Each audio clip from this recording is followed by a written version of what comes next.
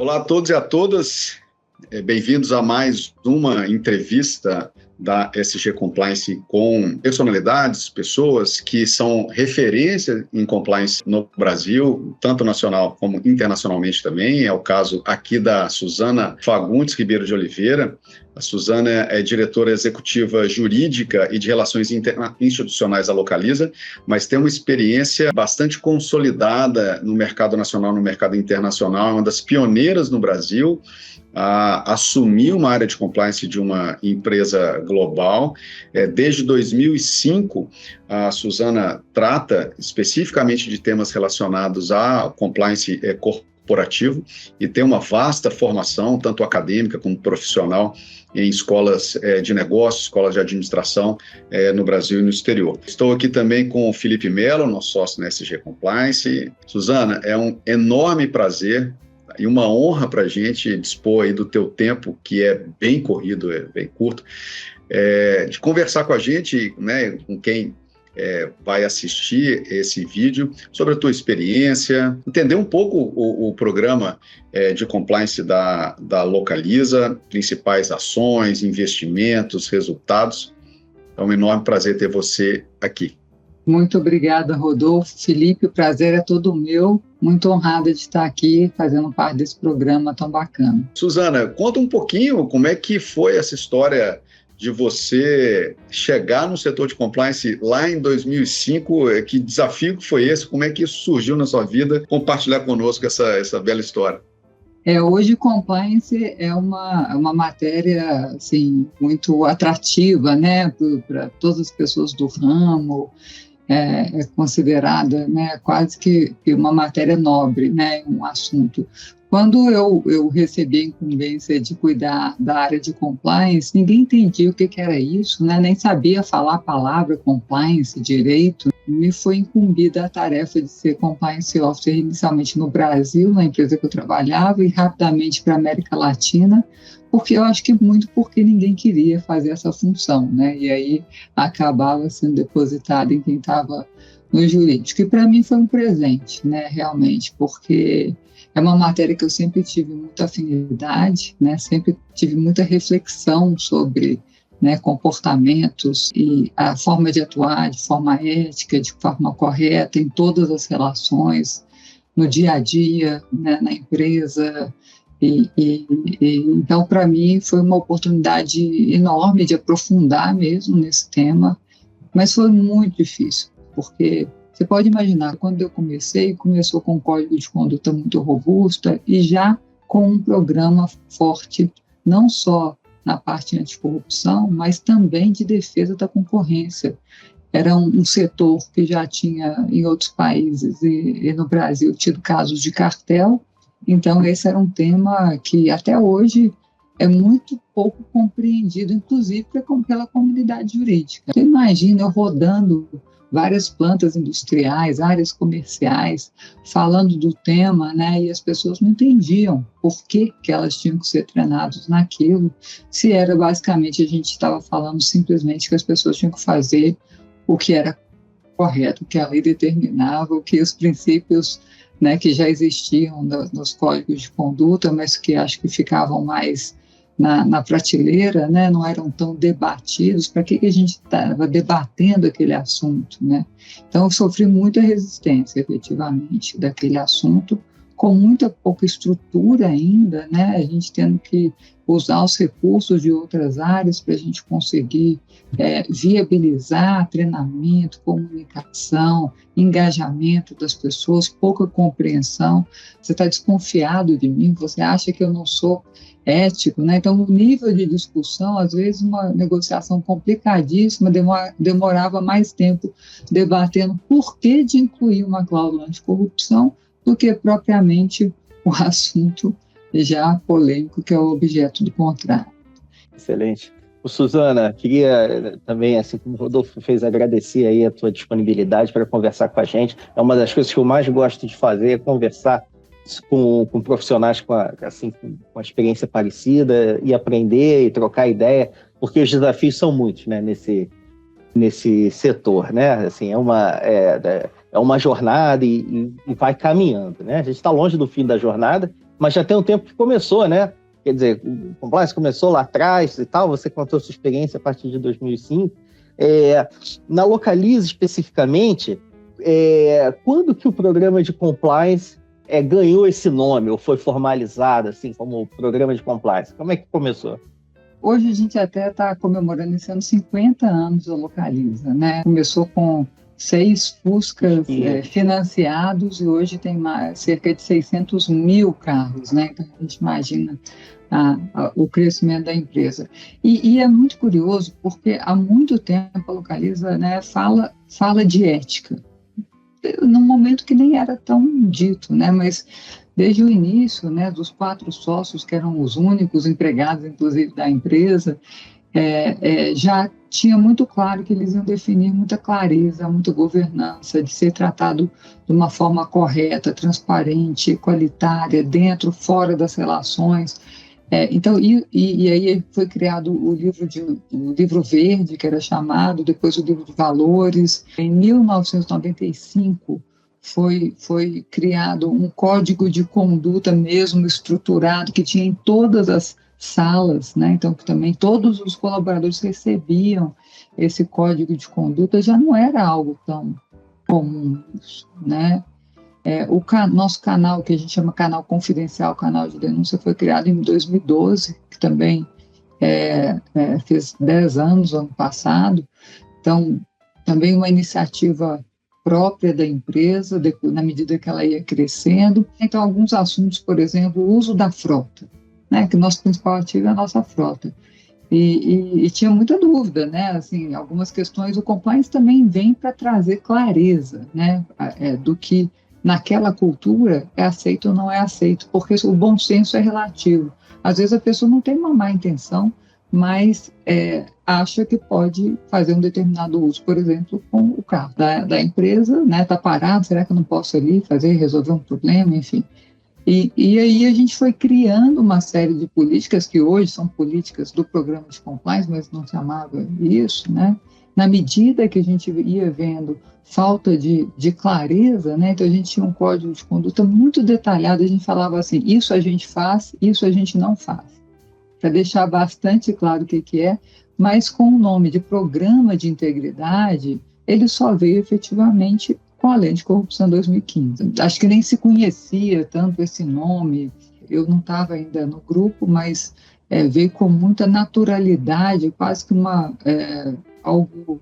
evolução natural do que já era praticado, né? E aí, efetivamente, criou-se, por exemplo, uma política anticorrupção, estruturou-se alguns treinamentos, mas o mais difícil, né, que a gente sempre fala, the tone of the top, o apoio da alta administração, a verbalização da importância, né, o óbvio tem que ser dito, do tema no dia a dia das relações.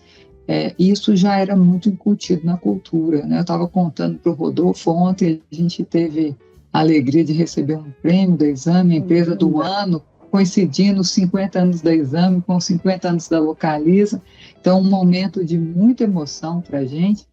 E no discurso, o presidente do Conselho da Localiza, que é um dos fundadores, o Eugênio, traz naturalmente o tema, né, confiança, ética, na fala muito espontânea dele, contando a história da Localiza. Então, isso é muito DNA da empresa. Então, assim, acho que trabalhar em compliance numa empresa que isso está no DNA é muito, muito gostoso, né?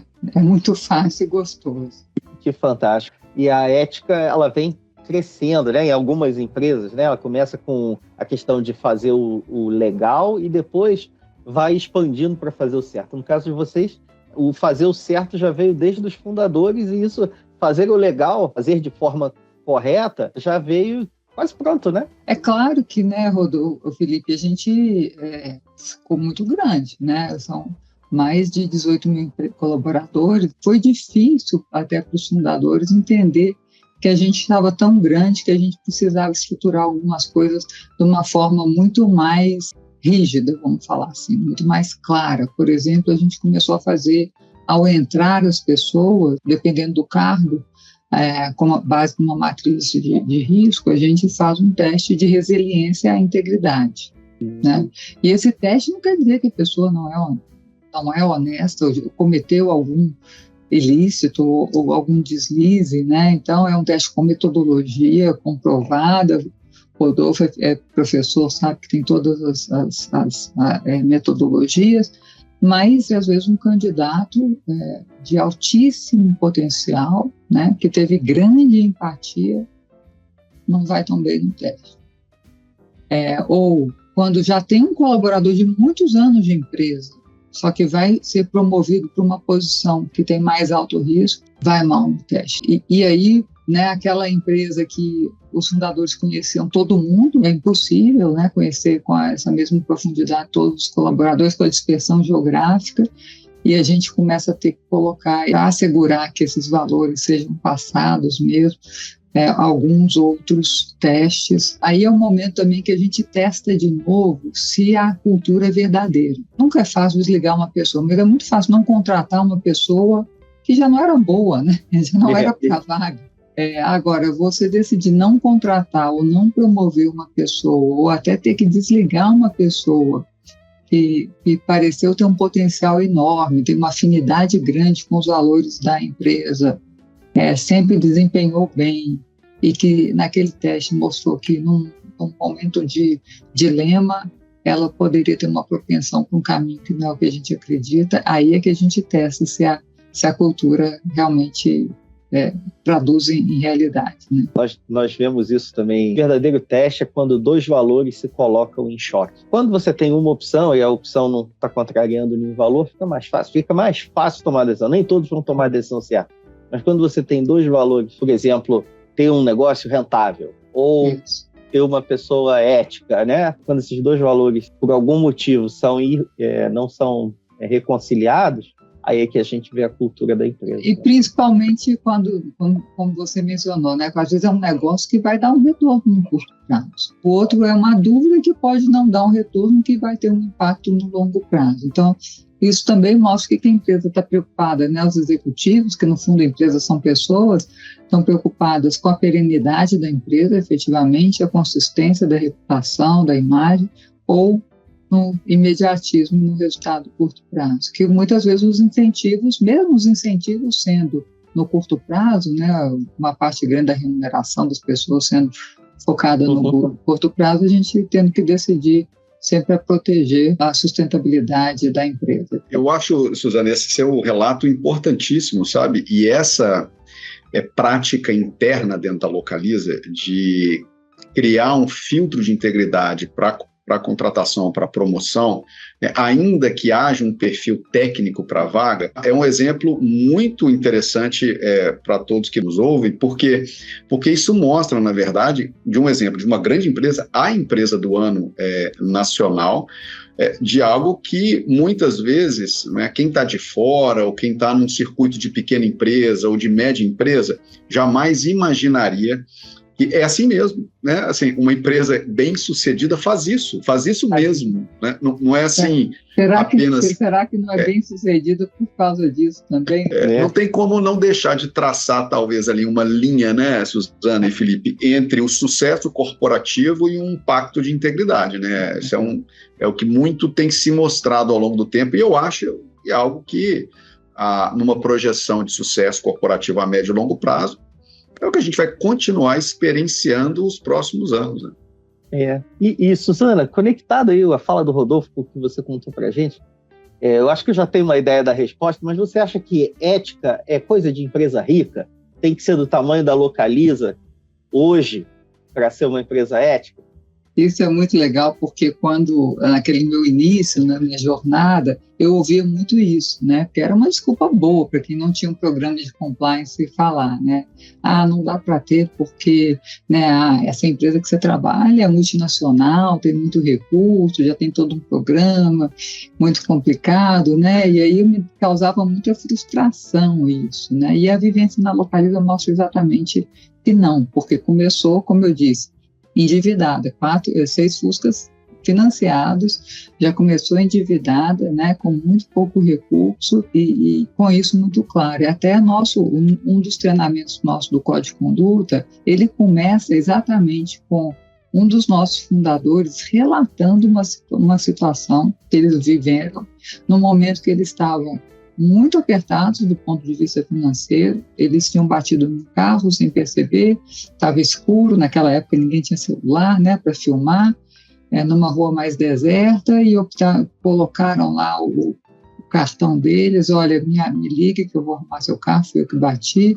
E isso reverberou até favorável para eles, mas mesmo que não fossem, né, quando eles tomaram essa iniciativa, eles não sabiam. Então, ser ético, fazer a coisa correta, propagar isso, não precisa de recurso, né? Começar é pequena, com os valores. Eu sempre falei, começa com um código de conduta, não precisa ser um código de conduta feito por nenhuma empresa, não. Escreve num papel os seus 10 valores principais, isso já é o código de conduta. Hoje eu tenho a visão que essa jornada, ela não é necessariamente evolutiva, a gente dá passos para trás. Numa mesma empresa, não sei sua experiência com uma empresa global, imagino que deve ter tantas vivências aí em países e culturas diferentes, mas no momento da Covid, por exemplo, né, houve um distanciamento das pessoas. E numa empresa como a Localiza, que cresce muito, de repente a gente tinha um percentual muito grande de colaboradores, até 2 anos de cada, porque a empresa está crescendo muito, e que não tinha essa cola ainda com a cultura da empresa. Aí a gente veio depois uma operação grande de combinação de negócio, 2 grandes empresas aqui no Brasil, Localiza com a Locamérica. Por mais que a cultura fosse similar em muitas coisas, é diferente, né? No detalhe, às vezes, da execução. Nesse momento, né, acaba que essa cultura de integridade, ela dá alguns passos para trás. Vamos entender em que ponto que a gente está, vamos ver qual que é a melhor prática, vamos recuperar isso e aí daqui para frente evoluir. Né? Crescer então, como grupo, né? Quer ir rápido, vai sozinho, né? Quer ir longe, vai em grupo, né? Exatamente. Ética é longo prazo. É longo prazo. Né? Muito bacana. Hoje, falar um pouquinho já internamente ao programa da Localiza, hoje quais são os maiores desafios, assim, e quais são os maiores investimentos que a Localiza faz hoje dentro das camadas possíveis, assim, de serviços ou atividades do compliance? A gente tomou uma decisão em 2020 de seguir para a certificação da ISO 37001. Nos últimos anos, a Localiza vinha crescendo 30% ao ano. Em 3 anos, ela dobrava de tamanho, tanto em número de carros, receita, pessoa. Naquele momento, a gente entendeu que a gente precisava dar mais um passo no programa de compliance. Só que a grande dúvida era: esse passo vai burocratizar a empresa, né? Quem não ouviu isso, né, Felipe? Quantas vezes você já ouviu isso? E aí foi um trabalho assim de convencimento do conselho, né? Essa discussão foi no âmbito do conselho, até discutiu seu Proética, a ISO 37001. Eu já tinha alguma experiência com outras ISOs e eu tentei argumentar que depende de como a gente implementasse, não seria, né, burocrático, aí, pelo contrário, traria mais segurança e mais padronização para o processo. Porque a gente pode entrar no negócio mesmo. Quando a gente faz aquelas avaliações de risco, quem gere o despachante, né? Você pode imaginar, com essa quantidade de carro, tem que pagar a multa, desembaraçar o carro, emplacar, enfim. No Brasil inteiro, e aí, por conta da agilidade, cada agência queria ter o seu despachante ali. E é claro que isso tinha pouca uniformidade na escolha, escolher o amigo, escolher realmente o melhor. E aí a gente conseguiu, com esse projeto da ISO, por exemplo, centralizar essa atividade numa área que aí tem os mesmos critérios, que não tem nenhum conflito em quem decide, quem utiliza. Na seleção, por exemplo, de franqueados, era algo super sensível para a gente, criar clareza que eles também precisavam ter um programa de integridade mínimo, dependendo do tamanho também. Isso permitiu que a gente desse um avanço muito grande, muito além do usual em termos de políticas, treinamentos, testes, de realmente tocar em áreas sensíveis do negócio. Isso foi um grande avanço, um grande investimento, e a gente hoje tem o desafio, com essa combinação de negócio, de expandir a ISO 37001 para outros CNPJs das empresas combinadas para que realmente essa prática seja uniforme em todo o grupo. É um trabalho gigantesco, né? Quem passou por isso sabe, ou qualquer outra certificação, é um trabalho gigantesco, então a gente tem esse grande desafio, mas eu acho que o maior desafio mesmo é a cultura. No primeiro semestre a gente se dedicou, definimos qual que é a política que aplicar, divulgar, treinar as pessoas, fazer os testes, alinhar, mas isso não cola a cultura só porque ela fez o teste, né, e tudo mais. Então, disseminar efetivamente essa cultura é o maior desafio, e principalmente porque não é tão fácil medir como é que sabe se a cultura é realmente de integridade ou não é a cultura. A gente estava discutindo isso e é muito, uma parte é isso que o Felipe falou, né? Você decidir não fazer muitas coisas mostra abrir mão de negócios ou de pessoas, né, que aparentemente seriam a melhor escolha, é um exemplo da cultura, né? Mas tem alguns exemplos negativos também, né? Se você tem um furto em determinado local, é um exemplo que não tem a cultura. Pode ser algumas pessoas, mas não é tão simples, e é curioso porque quando a gente fala de cultura, as pessoas sempre falam, mas se a alta direção está envolvida, é porque tem cultura. Na Localiza não tem dúvida que a alta direção está envolvida, felizmente, né? Não só o presidente do conselho, mas o CEO sempre nas falas dele, é natural na fala, mas isso também não garante a cultura. Uma empresa que está, né, em mais de 700 localidades espalhadas no Brasil, a gente tem 60% das pessoas têm até 3 anos de casa, é um volume muito grande de pessoas de pouco tempo, então o fato da alta direção estar super comprometida não quer dizer que essa é a cultura no dia a dia em todos os níveis. A grande dúvida é como medir efetivamente essa cultura, né? Mas essa era a pergunta que eu ia te fazer, essa era o que eu ia perguntar. Ela já... O desafio é esse, eu me perguntou e joguei para você.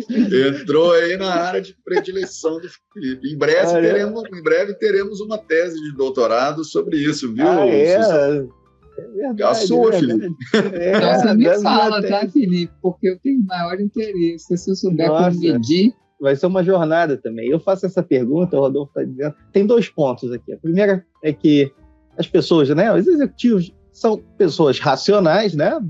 A grande maioria, se não 100%, e toda pessoa racional age de acordo com o incentivo, né?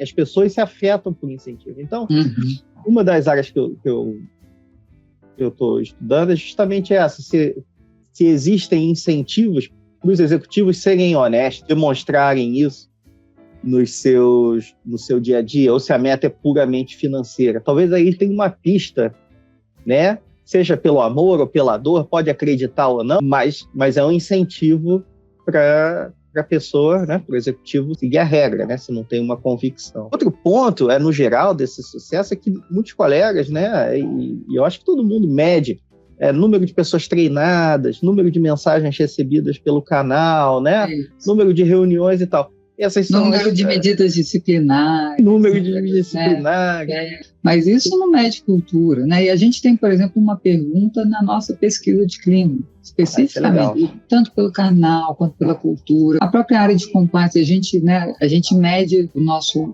sucesso com o cliente através do NPS, né? Da metodologia. Então, a gente faz pesquisa de NPS da área de compliance, da área de auditoria interna, dos nossos clientes internos, e são altíssimos. Esse semestre foi 86. Para conseguir 86 é muito alto. E essas pesquisas dão um percentual.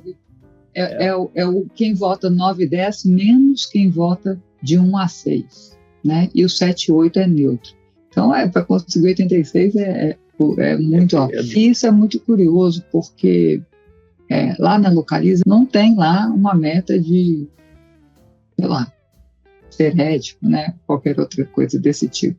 Mas é tão claro que esses são os valores da empresa, que é isso, racional. Não é um incentivo financeiro, mas eu acho que os executivos têm muita clareza de que, se você não compartilhar desses valores... A gente fala de ética no Brasil, a gente só pensa em corrupção, né? Como você trata os colaboradores, né? Como que você coopera com as outras áreas, se você é transparente, se você pensa no melhor da empresa é muito mais amplo do que simplesmente agir de forma correta nas interações com os fornecedores. Eu lembro no Covid, imagina a loucura que foi para a gente, porque a gente tinha, sei lá, na época 300 mil carros, de repente tudo sendo devolvido, a gente não tinha nem lugar para colocar os carros. Em alguns lugares a gente pagando aluguéis altos, a gente renegociou vários contratos, como várias empresas, e aí de repente foram abrindo, alguns até porque entenderam que o aluguel de carro era uma alternativa ao transporte público, algumas pessoas, ou ao transporte.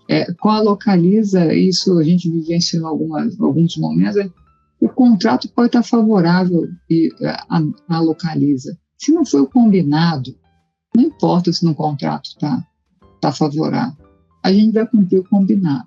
Isso é fazer o correto. Acho que a Localiza traz isso até no... Não é um incentivo diretamente financeiro, talvez seja um incentivo de empregabilidade, né? Não, isso aí. Se não seguir, não faz parte do grupo, né? Então não pode continuar. Ainda mais para empresas como a Localiza, que tem, né, a missão aí no seu background, né? Construir o futuro da mobilidade todos os dias, né? Isso aí não é a máquina, né? São as pessoas, a interação. Tem as pessoas muito no centro, então não dá para eliminar o componente ético de uma missão dessa, né, de um propósito desse. Queria, então, terminar te agradecendo mais uma vez a você, a própria Localiza, né, de participar também aqui conosco dessa série, compartilhar a história da empresa, compartilhar a história do setor de conformidade da empresa, a sua história pessoal com quem nos ouve. É um grande prazer, um grande privilégio, viu? Muito obrigado mais uma vez aqui em nome de todos. Muito obrigada pelo convite, foi um prazer enorme.